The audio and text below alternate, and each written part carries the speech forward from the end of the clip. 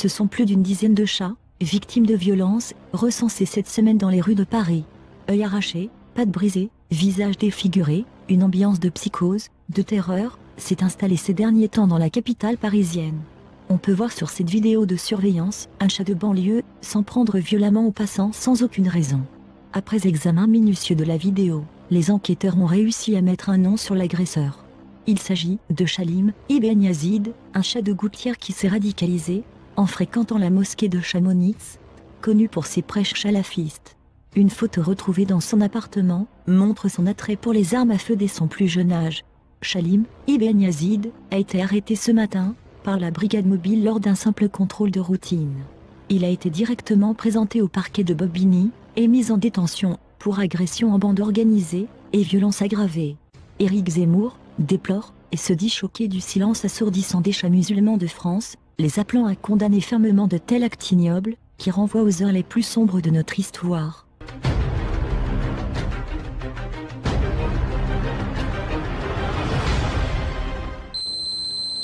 La France et le nord de l'Europe ont connu une vague de chaleur exceptionnelle cet été.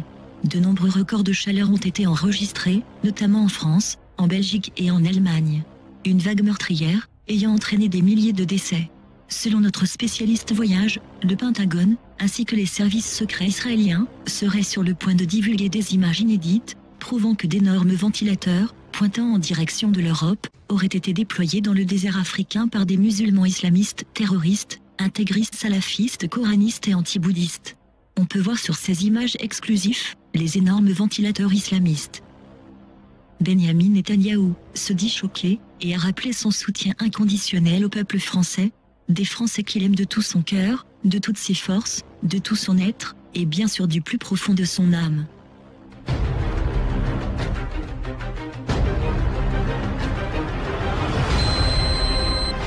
Une quinzaine de personnes sont mortes sur le coup, après avoir ingurgité lors d'un repas familial, des champignons toxiques, cueillis dans la forêt de Rambouillet.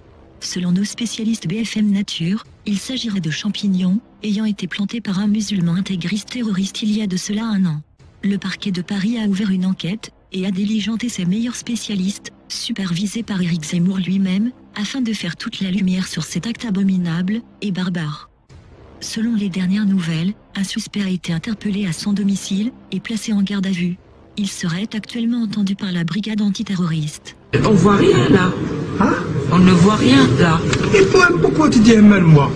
Qui te regarde derrière, pourquoi tu dis moi? L'affaire, celui-là. Il n'y a rien à voir avec moi. Exclusivité BFM TV. L'ouragan Dorian, qui avait frappé les Bahamas en catégorie 5, avait fait 43 morts, selon un nouveau décompte annoncé. On apprend grâce à BFM TV et ses super spécialistes de choc que l'ouragan Dorian s'était converti à l'islam juste avant de frapper. Il aurait découvert la religion musulmane en survolant le Pakistan et s'appellerait en réalité l'ouragan Abdella, qui, je le rappelle, a enlevé 43 vies à de pauvres innocents. Selon les spécialistes, cette information de dernière minute vient aggraver le bilan ainsi que la dangerosité de cet ouragan islamiste. Éric Zemmour se dit choqué, mais pas étonné.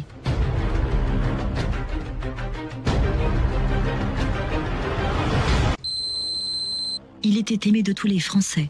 Il a marqué de son empreinte la chanson française, avec de nombreuses mélodies inoubliables. Le lundi au soleil, Alexandrie Alexandra, ou encore comme d'habitude, autant de tubes qui auront marqué les esprits. Il y a 40 ans déjà, Claude François nous quittait brusquement, suite à un accident domestique stupide. Une version qui est remise en cause par la brigade anticriminelle de BFM TV. En effet, ils auraient mis la main sur un devis, prouvant qu'un électricien musulman arabo-islamiste, ayant eu ses diplômes en Syrie, se serait occupé de l'installation de la lampe, qui aurait électrocuté notre cher Claude François national, que nous aimions tous. Éric Zemmour, toujours pas étonné, se demande quand s'arrêtera cette barbarie arabo-musulmane.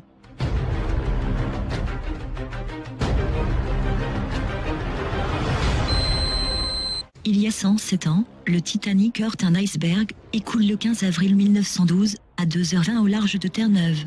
Un malheureux accident qui coûtera la vie à plus de 1400 personnes, qui agoniseront dans une eau glaciale. Et oui, vous l'avez sûrement deviné. Il s'agit bien d'un attentat terroriste selon l'enquêteur de BFM Odyssée, spécialisé dans le génie civil, maritime et islamiste. Selon lui, l'attentat a été perpétré par des esquimaux islamistes, radicalisés, fondamentalistes, intégristes et frigoristes. Ils auraient utilisé pour cela plusieurs canons à neige afin de former un jour avant le passage du paquebot, un énorme iceberg. On peut voir sur cette vidéo plusieurs terroristes islamistes réalisant une danse macabre afin de fêter la réussite de leur projet barbare, abominable et cruel.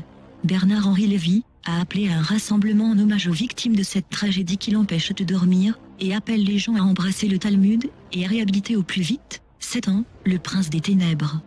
Satan, c'est Lucifer, Satan c'est le porteur de lumière, Satan c'est celui qui a donné aux hommes les arts et les lettres que Dieu avait tenus enfermés sous 7 sceaux, sous des sceaux, et donc Satan c'est d'une certaine manière l'intelligence, c'est la clairvoyance, c'est la pénétration, c'est tout ça Satan. Alors vous admettez l'existence du diable. Ah, jamais l'existence du diable, et comment? Bien sûr jamais l'existence du diable, mais je dis que le diable, on n'aura quand même pas perdu notre soirée complètement, il reconnaît l'existence du diable. Pourquoi c'est pour vous j'ai tout important? Ah bon, ça me paraît essentiel. Pourquoi? Parce que c'est la face cachée de Dieu? Non, de Bernard-Henri. Ah bon? Oui.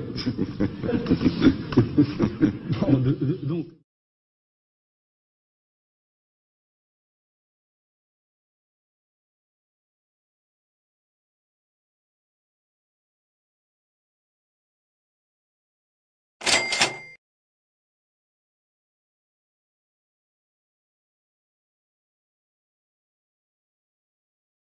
We have heard that 500,000 children have died. I mean, that's more children than died in Hiroshima. And, you know, is the price worth it? I think this is a very hard choice, but we think the price is worth it. Very hard choice, but we think the price is worth it. Very hard choice, but we think the price is worth it.